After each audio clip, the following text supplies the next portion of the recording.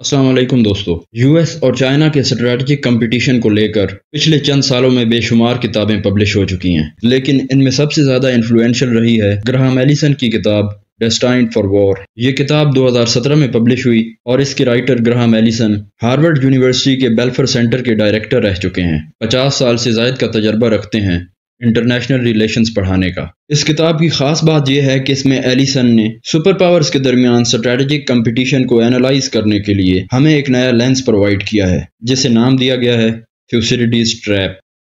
इस थ्योरी के मुताबिक जब भी कोई राइजिंग पावर किसी डोमिनेंट पावर को डिस्प्लेस करके उसकी जगह अपनी डोमिनेंस को एस्टेब्लिश करने की कोशिश करती है, तो इन दोनों स्टेट्स के दरमियान जंग के चांसेस 75% होते हैं। डोमिनेंट पावर से मुराद है इंटरनेशनल लेवल पर या रीजनल लेवल पर कोई भी एस्टेब्लिश्ड सुपर पावर। ये डोमिनेंट स्टेट अपनी हेजेमनी को बरकरार रखना चाहती है, स्टेटस को बरकरार रखना चाहती है। जैसे कि आज अमेरिका एक डोमिनेंट पावर है, रूलिंग पावर है। किसी दौर में बरतानिया एक डोमिनेंट पावर था। इस बिहेवियर को नाम दिया जाता है डोमिनेंट पावर सिंड्रोम का। दूसरी जानिब है राइजिंग पावर। ये राइजिंग पावर डोमिनेंट पावर को डिस्प्लेस करके उसकी जगह अपनी डोमिनेंस को एस्टेब्लिश करना चाहती है। ये डोमिनेंट पावर के बिछाए हुए ऑर्डर को लपेट कर उसकी जगह अपना ऑर्डर एस्टेब्लिश करना चाहती है। इस बिहेवियर को नाम दिया जाता है राइजिंग पावर सिंड्रोम का। राइजिंग पावर्स और डोमिनेंट पावर्स का बिहेवियर हमेशा से ऐसे ही रहा है। जब ये दोनों स्टेट्स, ये दोनों सुपर पावर्स डोमिनेंस के लिए compete करती हैं, तो जनरल रूल यही है कि इस कंपटीशन का अंजाम जंग की सूरत में निकलेगा। लेकिन हर असूल की तरह इस असूल में भी कुछ एक्सेप्शंस हैं। ग्राहम एलिसन ने पिछले 500 साल 16 ऐसे केसेस की निशानदेही की है जब एक राइजिंग पावर ने डोमिनेंट पावर को चैलेंज किया। इन 16 केसेस में से 12 का खात्मा तो जंग पर हुआ। सिर्फ 4 केसेस ऐसे हैं जिनमें जंग नहीं हुई, और इन 4 में से 2 केसेस तो इस टाइमलाइन में लेटेस्ट हैं। एक केस है कोल्ड वार का, जब सोवियत यूनियन राइजिंग पावर था और अमेरिका एक डोमिनेंट पावर। इस केस में शदीद रुथलेस किस्म के कंपटीशन के बावजूद जंग नहीं हुई, और जंग ना होने की प्राइम वजह यह थी कि न्यूक्लियर वेपन्स ने जंग को बहुत खौफनाक बना दिया था। दूसरा केस भी कोल्ड वार से ही जुड़ा हुआ है।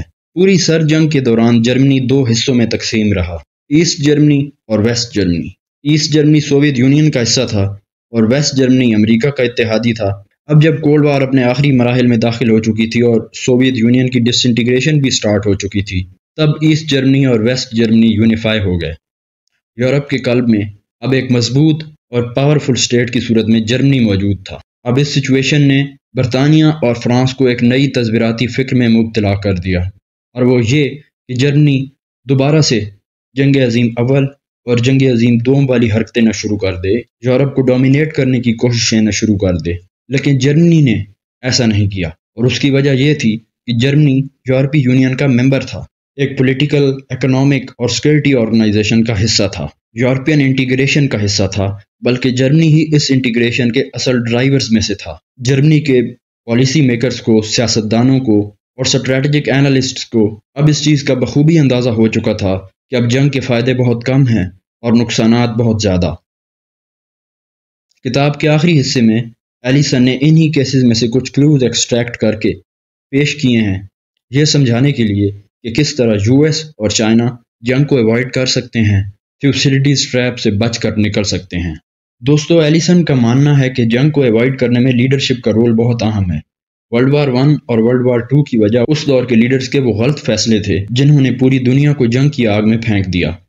यूएस और सोवियत यूनियन के दरमियान कोल्ड वार का इख्तिताम अगर बगैर जंग के हुआ, तो उसकी वजह है John F Kennedy, Ronald Reagan, Nikita Khrushchev और मिखाइल गोर्बाचोव जैसे लीडर्स और इनके डिसीजंस।